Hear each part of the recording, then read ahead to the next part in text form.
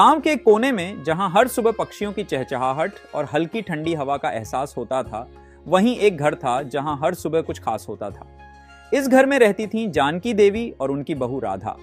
जानकी देवी गांव की सबसे अनुभवी और समझदार महिला थीं, जो हर काम बड़े ही पारंपरिक तरीके से करती थीं। दूसरी तरफ राधा शहर की पढ़ी लिखी, नए जमाने की सोच रखने वाली लड़की थी, जो शादी के बाद गांव में आई थी। दोनों के बीच अक्सर हंसी मजाक और नोकझोंक का सिलसिला चलता रहता था। एक दिन की बात है, राधा ने सोचा कि क्यों ना आज कुछ अलग पकाया जाए। वह बाजार से लौकी, पालक और कद्दू ले आई।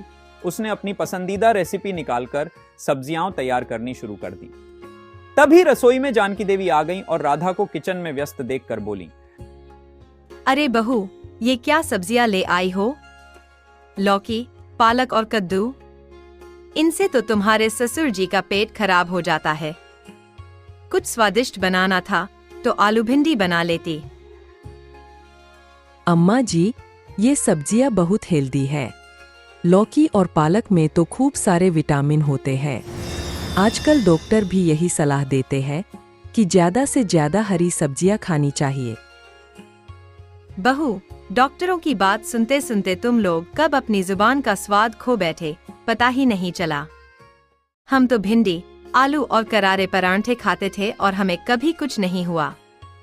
तुम्हारे ये हेल्दी खाने में स्वाद कहाँ है? अम्मा जी, अब तो जमाना बदल गया है। लोग हेल्थ को ज्यादा महत्व देते हैं और ये सब्जियां बहुत फायदेमंद होती है। आप एक बार खाकर देखिए, आपको भी पसंद आएगा। अरे बहू, जो भी कहो, लेकिन हमारे पुराने जमाने का खाना ही असली खाना होता है। तुमसे एक बात कहो, तुम जब तक ये हेल्दी सब्जियां बनाती रहोगी, तुम्हारे ससुर जी और मैं बाहर ढाबे से ही आलू के परांठे खा लेंगे। अम्मा जी, अगर आपने बाहर का खाना खाया तो मैं भी आपके साथ चलूंगी, लेकिन पहले ये लौकी और पालक की सब्जी खाकर देखिए, फिर बताइएगा। कुछ ही देर में राधा ने स्वादिष्ट तरीकों से सब्जियां बना ली और थाली में सजाकर रख दी। जानकी देवी ने पहले तो अनमने ढंग से थाली में से एक कौर लिया, लेकिन जैसे ही उन्होंने पहली बाइट खाई, उनका चेहरा आश्चर्य से खिल उठा।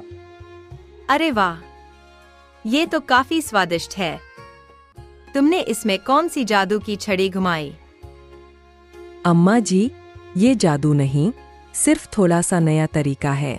पुराने जमाने के मसाले और नए जमाने की तकनीक का मिश्रण है। मुझे तो लगता था कि ये हेल्दी सब्जियां बेस्वाद होंगी, लेकिन तुमने तो साबित कर दिया कि स्वाद और सेहत साथ साथ चल सकते हैं। अम्मा जी, मैंने कहा था न, बस एक बार खाकर देखिए, फिर आप खुद ही मान जाएंगी। उस दिन के बाद से जानकी देवी को भी राधा की तरह नई नई सब्जियां और रेसिपीज ट्राई करने का शौक लग गया। हालांकि वे आलू और परांठे अभी भी पसंद करती थी, लेकिन अब वे राधा की बनाई हेल्दी सब्जियों की तारीफ करने से पीछे नहीं रहती थी।